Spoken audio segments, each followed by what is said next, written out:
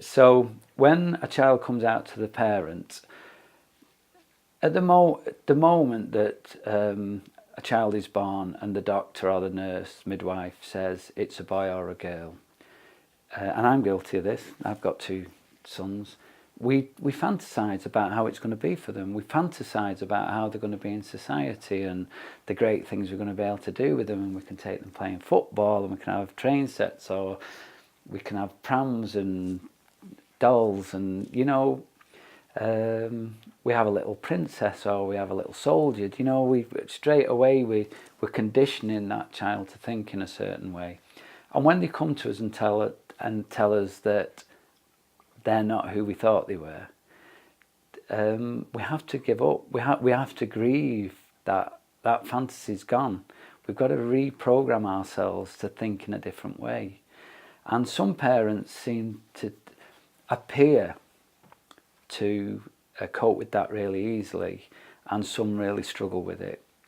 And I don't think there's a right and a wrong way, actually. I think we've got to acknowledge that loss. In counselling, I would encourage parents to acknowledge the loss, that it's not unnatural to be angry at your child, perhaps, or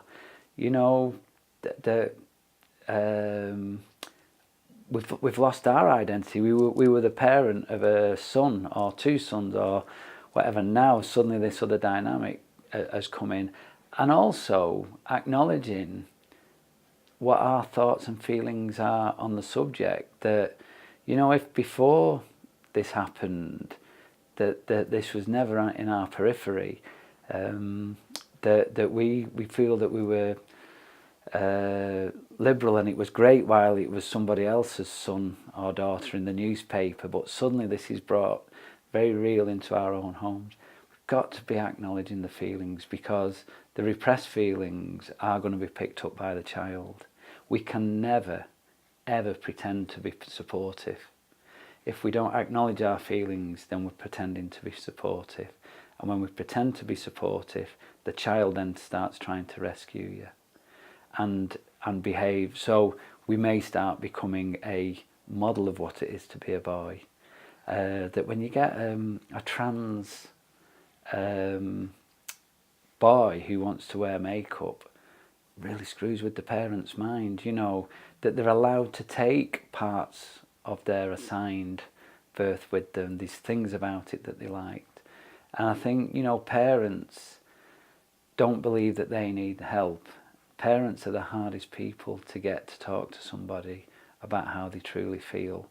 And when they do, I feel it's the most wonderful thing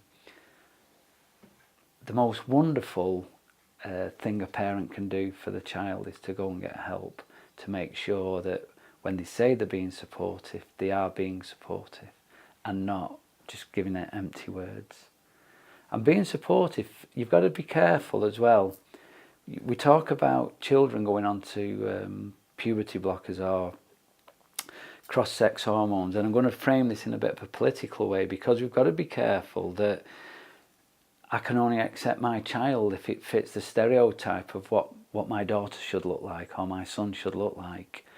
And so, a concern can be that they can only accept if they can pass.